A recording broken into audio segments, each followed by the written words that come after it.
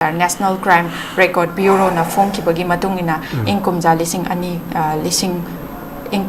ani ga kunhumdoi gi khigi report phone ki ba haitara jiki National Crime Record Bureau se phone krai ba ngarang se siga mari lena na manipur gi da thokpa inkumja lising ani ga kunhumdoi gi mi ahum da gi hauki ba irang ai khigi Churachandpur da kuki zo sing na yung kai khoi maitei gi yung kai mai thadu na maitei sing bu tan thorak pa da gi haurakhi ba irang adubu ST gi mathakta chathaba crime oina report aduna khoi gi masing pansin ba duga asigumba ST gi mathakta chathaba report asi khoi gi chada 29 hengalakpagi report amakatang haujiki National Crime Record Bureau sina phone liboza si matang da kari wafam thambini tajida amuk PUCL gi ikui dana thokiba report to in ningjang e ko aduna ST gi mathak chathaba crime dagi masi thokpani gaina haiba madu asumba nate ko amaramdi akoida yengi ba posak mayam masi ngasai gi kano PUCL na kano piriba report ki perspective magi thijen bagi kano mawong iriba report piriba gi mawong yengba then hujik hariba lupsina oiba khogi kano da tribal status da ko ngasai gi landa badagi natraga karigumba kara namna karigumba tawlo hona bri thokpani gaisi masi kano aran ba yumpham ni na ha swaista aina ura isi ate kasunati maitei jibo natraga mani maitei ba community leidana khoi leidiba mayam singasi yam Indian ki baza no sinida sum yeng ise saigi hirang paling makta saigi sana bada oiro dagi lam da rikhala hanta ki miss wa kan Asia gi kanu daga waisal laiba miss world kanu daga matang ko idea de phai kanu so boxing gi arena da oiro amo oiro weightlifting da oiro dagi sigi mayam singa sida 좀 gara India football ga jing ase bok da India da napi gi football ji manipur gi oina dum lai budong na taw sum hirang khodi mak si community ji leiring ge India da tai jati jing gi kan to ngamaro ga khan bo khan ga lab jala pulam na khoi gi wakhal leirabani haiba jingdo maduna ngasai piriba report sing ase la na kana khoi gi pisalaga khoi ji namthana bo khona gi miyeng amso khoi uiye ba ko then atopa nakala madana sports si paisa na loina ngam jala haibi wakhalam ju la e ba ko maramdi asum to PUCL gi matang da jo hojiki report haiba matang ji jo sai popi thara popi de gi huge profit am la ga huge ngasai gi paisa ki money power jisi narakanda hari moi machine ji loi miela kanda la na ning ba ga ihal la bra ga na ngasai gi aran ba yung ko ki chin ko ki experts ng ga phong ba larik sing gi ma si ga ji phajar da na makhong ga ta manung da yaw soi nga ta ne ba sai gi leidna ai yeng ga phajar di ha yang authenticate oi ba leidna ko lai ka mal li na ko adu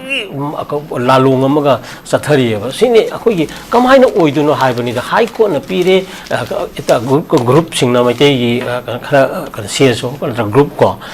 la mai te gi sti sit ta tan biu PBO na hai bani adu ba pi ba du khai gi report manipur state government thara wa bani tha da na lai bani adu koi na high court ni yingjen bi wa bani high court na amjung ga sai gi mi na thara wa ba du di kari lai ge tha ba kari ka ge tha do ko na sai gi highway wani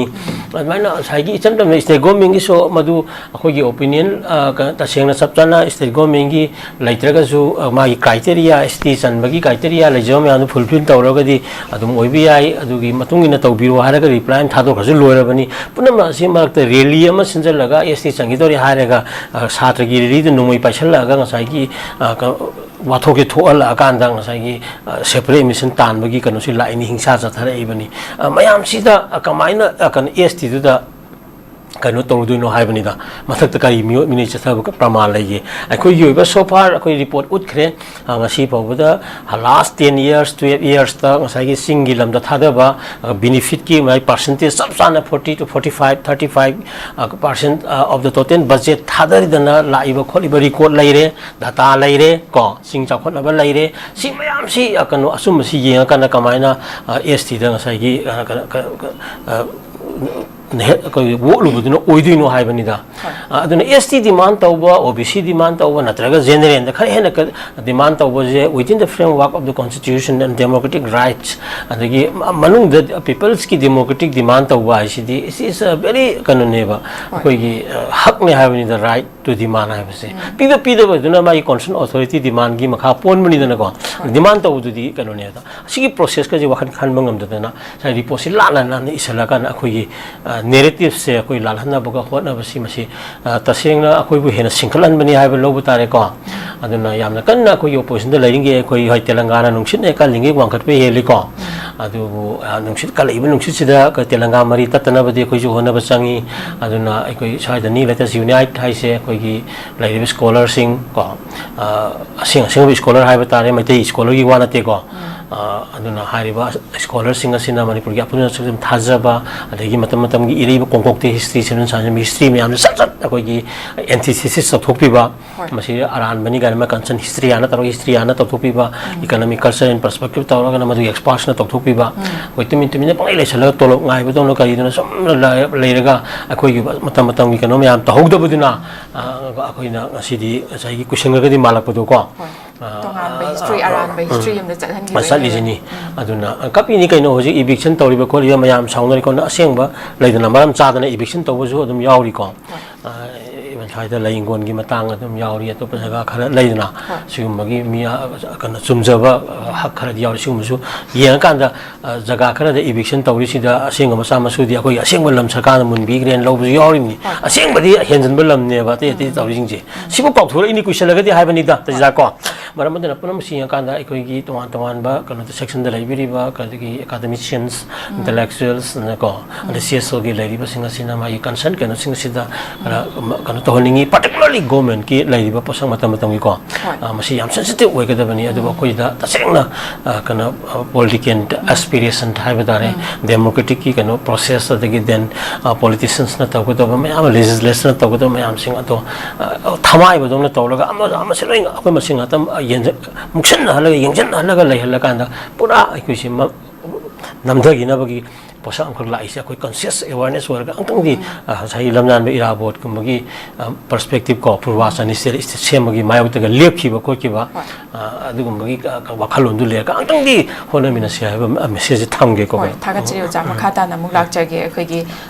special commando gi kangbu na khun ngak pa yauram ba mioi ama fana na ba lak pada khoi shauna ra ba le kai miam na special commando gi kangbu aduna tonglak pa akhoi gari ani thugai khiba ga loina na gari mathak makha on thokre gari sing aduda tongduna lakhiba sing aduda khutha kre ba pawm yaure ja me gi akhoi gi ahum da gi horakhiba lan sina maram oiraga haiba tare lekai gi khulngak pa thuglakhiba kangbu sing do haija ba tare ja adugi mai kai de khoi gi commando sing sina fa ba lak pa da akhoi gi khoi saunara ba praja sing na attack to ki violence stop pa gi paw du ne ja leiri ba situation sida karamai na yeng be ja hoi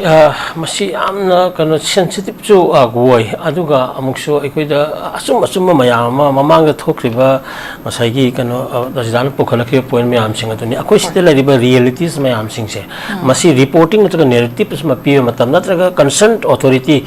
central government gi manan finding ma pirka matam da akoi gi realities ga hek chana da ma thokuje ngasai gi mamangi report pi gi pi sengi pi reality ga chana da bang atoi thoi contract ei boidana hojik village voluntary force ma pha pagi matang si hantak khara adum toina changchal emission na moina village volunteer singje phana bhona re haibagi kanom khaksi koi gi ama leiridana aduna kana hariba village volunteer kari no haiba ma koina understand munna adum miyam tawraga su madu ona taina bada sum thabak la tholko mayam jine ko ngai tri ji paramdi akoi me thi degi wathok thi thoe adagi khangoduna tholko matam da hoi kana khulai khara lak thol action tawraga khulai lekta bani civilian mayam singa sina government ke department degi kari degi la kholaga madu ngak na hotna re ko hotna bada sai gi sibana ba yaure angam sai gi khudak ta khulai gi khula kai gi kana sengpur sing adagi tawraga haidana sai gi kana khulai na tara bani na khulai gi oiba defense tawgi bani ba adu tawra matung dang sai gi cha da thak khangdana miyan angam ba ngari thamche thau thum yi pi na khotana hariba khulai gi wari ba mukna ba do koina amadu ngam gi da village volunteer force da asaw ba thudang ma lawgri bani ba adu lawgri mayam singa si hojina irang si sarakpa kana ingtharapagi mata amala akanda masagi makoi kana ben se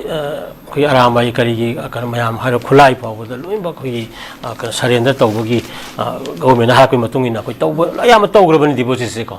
aduna hoji license gan adu da khara paina ba khona baduna amani aduna hojik hoji mathang mathang sum pharak pa hari ba sing se kamaina rehabilitation tawdino ingthara ka matam se da makoi phara jena thamgadra haibsi wahang je masi tayon masine ba tayon ba thoi se madudani ba miyam na phawdi miyam na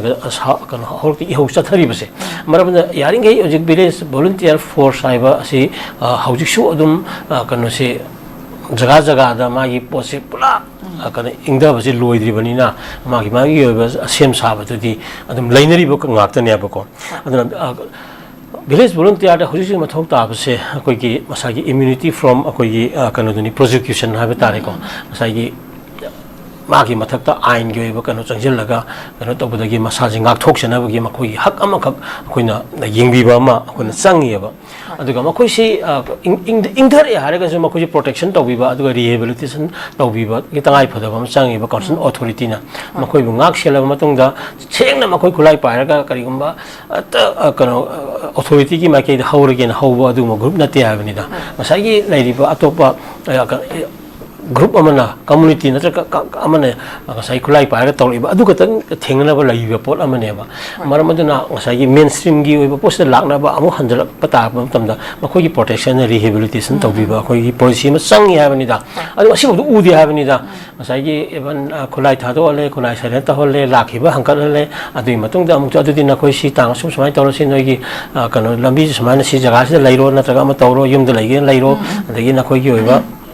ana ki kari ki matam mang hi si koi tawbe ko ai ba policy khara ama sangi haibani da then ama khangna village volunteer singa se manung da miyam singa sina ma koi ki role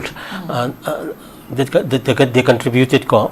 to safeguard the territorial integrity of Manipur nasai gi kathoki ba makoi thauna lingjen mathwai kat ki badagi hauraga angam thaudang logi bado madugi recognition am khaksu pibi bam su sange ba aseng na madu leiram dra gi kari no tolam doi ji ba khoi ngasi leidana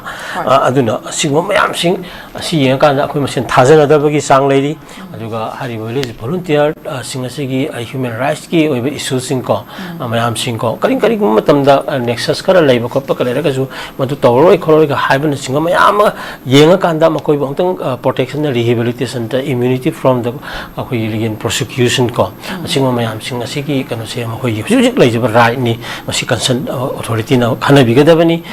adu ga sigumba akoi pamda ba leidana mukna ba ko na bagi thabak se mata makha amuk to i to aning de ha ba pham se kai thamge ko